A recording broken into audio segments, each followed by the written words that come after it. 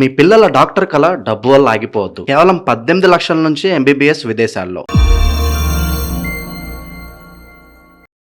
అందరికీ నమస్కారం. నేను శిరీష. ప్రస్తుతం మనతో పాటు ఉన్నారు ప్రముఖ ఆధ్యాత్మికవేత్త, జ్యోతిష్య పండితులు రామదాస్ శర్మ గారు. గురుగారితో మాట్లాడతాం.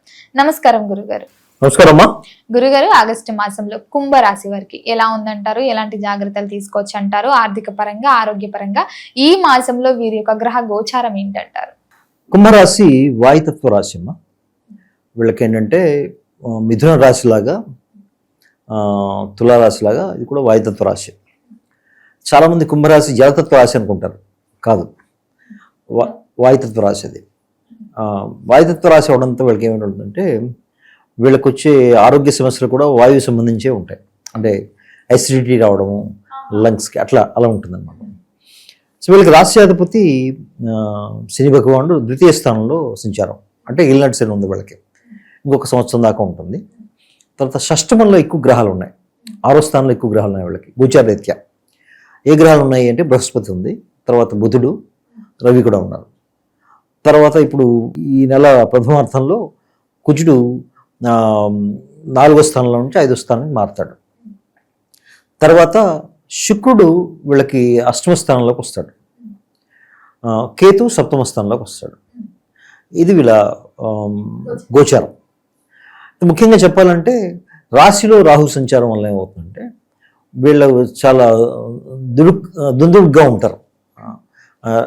రాహు రాశి మారిన దాకా, అంటే ఈ ఆగస్టు విషయంలో చెప్పాలంటే వీళ్ళు ఏంటంటే చాలా అగ్రెసివ్గా ఆలోచిస్తారు. వీళ్ళు ప్రతి విషయంలోనూ కూడా తొందరపాటుగా ఆలోచించడం అవకాశం ఉంది. ముఖ్యంగా ధనం విషయంలో, ఎందుకంటే శని భగవాన్ సంచారం 2వ స్థానంలో ఉంది.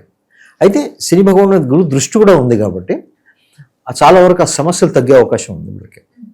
కొన్ని అప్పులు కూడా చేయొచ్చు వీళ్ళు. అప్పులు చేసి కొన్ని పనులు చేస్తారు వీళ్ళు. ఎందుకంటే షష్టమ స్థానం చాలా బలంగా ఉంది కాబట్టి వీళ్ళకి అప్పులు పుడతాయి కూడా. వీళ్ళు ప్రయత్నం చేస్తే బ్యాంకు లోన్స్ వస్తాయి, తర్వాత వేరే అప్పులు కూడా వస్తాయి. వీళ్ళకి సహాయానికి అప్పులు వస్తాయి.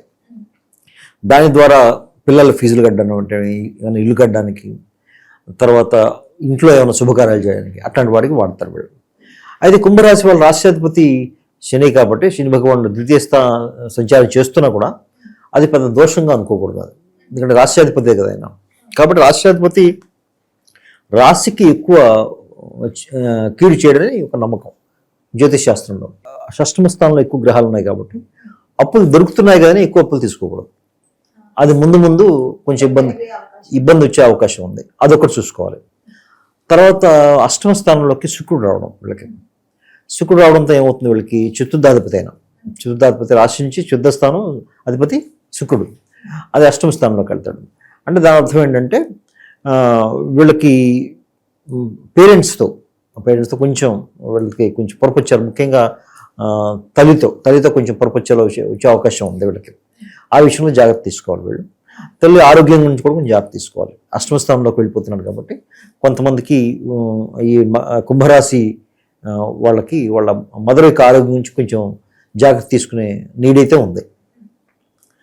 సప్తమంలో కేతు సంచారం వల్ల వివాహానికి సంబంధించిన వ్యవహారాలు ఉంటే ఆలస్యం అవుతూ ఉంటాయి, కన్ఫ్యూజన్ ఉంటుంది వీళ్ళకి. అంటే వీళ్ళకి ఇన్ని ఆప్షన్స్ బాగున్నా కూడా వీళ్ళంతటి వీళ్ళు డిసైడ్ అయిపోవడం, దానివల్ల మ్యారేజ్ డిలే అవ్వడం, అలాంటి అవకాశాలు ఎక్కువ ఉన్నాయి వీళ్ళకి. అది కొన్ని పరిహారాలు చేయడం ద్వారా తప్పించుకోవచ్చు. ఓకే, మరి గురుగారు ఈ మాసంలో విద్యార్థులకు ఎలా ఉంటుందంటారు? విద్య పట్ల ఎలాంటి జాగ్రత్తలు తీసుకోవచ్చు అంటారు?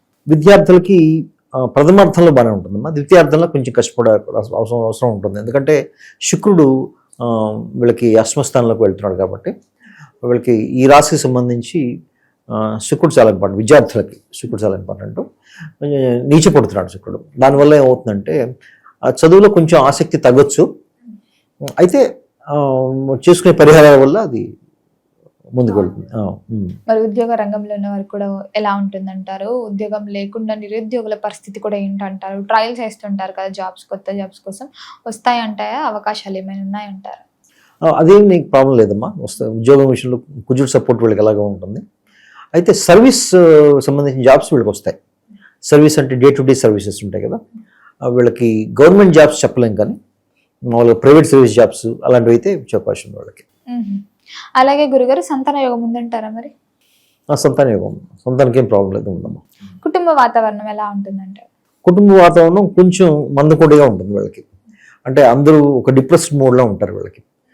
అయితే దాని అనారోగ్య సమస్యలు ఉంటాయని నేను చెప్పను, కానీ అయితే కుటుంబ స్థానంలో శని భగవాన్ సంచారం వల్ల తీసుకునే నిర్ణయాలు, సమిష్టి నిర్ణయాలు ఏవైతే ఉంటాయో అవి అమలు చేయడానికి కొంచెం ఆలస్యం అవుతుంది. దానివల్ల కొంత నిర్లిప్తత ఉంటుంది.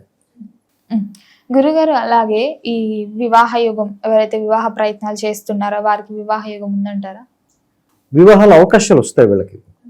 ముఖ్యంగా వీళ్ళకి ఎలాంటి అవకాశాలు వస్తాయంటే వీళ్ళకి ఒక రకమైన out of the box thinking ఉంటుంది వీళ్ళకి. అంటే దాని ఉద్దేశం ఏంటంటే ఇదే కమ్యూనిటీలో ఎందుకు చేసుకోవాలి, వేరే కమ్యూనిటీ చేసుకోవచ్చు కదా, ఈ కంట్రీలో ఉన్న వాళ్ళనే ఎందుకు చేసుకోవాలి, పెళ్ళి ఇలాగే ఎందుకు చేసుకోవాలి, మంగళసూత్రం కట్టి ఎందుకు చేసుకోవాలి, రిజిస్ట్రేషన్ మ్యారేజ్ చేసుకోవచ్చు కదా, ఇలాంటి అన్కన్వెన్షనల్ థింకింగ్ వస్తుంది వాళ్ళకి.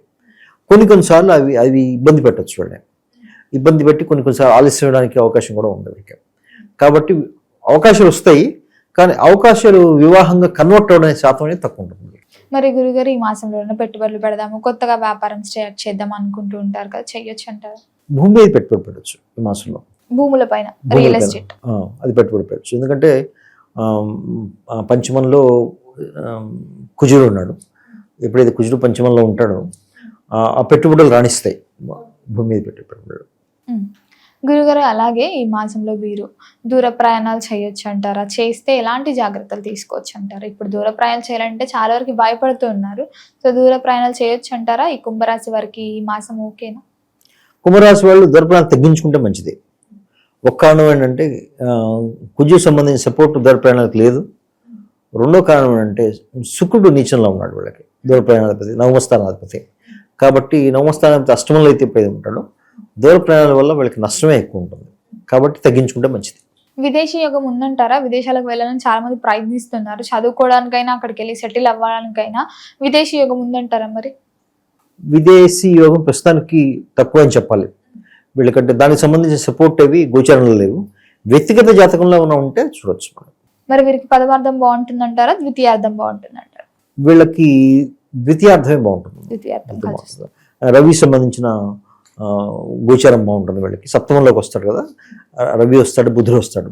ఎప్పుడైతే సప్తమ స్థానం బలపడుతుందో వాళ్ళకి కొంచెం బాగుంటుంది. సప్తమంలో షష్టమ స్థానంలోకి వస్తారు. కాబట్టి షష్టమ స్థానంలో ఎప్పుడైతే వీళ్ళిద్దరు వస్తారో వాళ్ళ శత్రువులకు సంబంధించిన బాధలు తగ్గుతాయి వీళ్ళకి. దాంతో కొంచెం వీళ్ళకి శాంతి పెరుగుతుంది కొంచెం.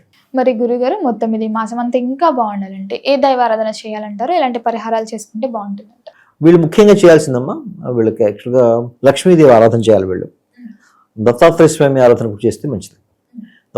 దత్తాత్రేయ స్వామి ఎందుకు చెప్తానంటే వీళ్ళకి పంచమ స్థానంలో దత్తాత్రేయ స్వామి వస్తాడు, షష్ఠమ స్థానంలో షష్ఠమ స్థానంలో దత్తాత్రేయ స్వామి గురు బృహస్పతి ఎప్పుడైతే వస్తాడో బృహస్పతికి సంబంధించిన అనుకూలత రావాలంటే వీళ్ళు దత్తాత్రేయ స్వామి ఆరాధన చేయాలి. వీళ్ళు లక్ష్మీమాత ఎందుకు చెప్పారంటే శుక్రుడు నీచంలో ఉన్నాడు. శుక్రుడు నీచంలో ఉండి అష్టమ స్థానంలోకి వస్తున్నాడు. వీళ్ళకి అష్టమ స్థానంలో వస్తూ ఆయన శుద్ధరాశి కూడా అధిపతి అయిన. కాబట్టి గృహంలో శాంతి బాగుండాలన్నా, చేసే పనులు విద్యార్థులకి వాళ్ళకి బాగుండాలన్నా, జనరల్గా అన్నీ బాగుండాలన్నా సరే చతుర్థ స్థానం బాగుండాలి. దాని సౌఖ్యస్థానం అంటారు జాతకం కుండలిలో.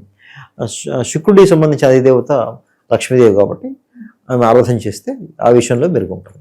గురుగారు మొత్తం మీద ఆగస్టు మాసంలో కుంభరాశి వరకు ఎలా ఉంది, ఎలాంటి జాగ్రత్తలు తీసుకోవాలో తెలియజేసినందుకు ధన్యవాదాలండి.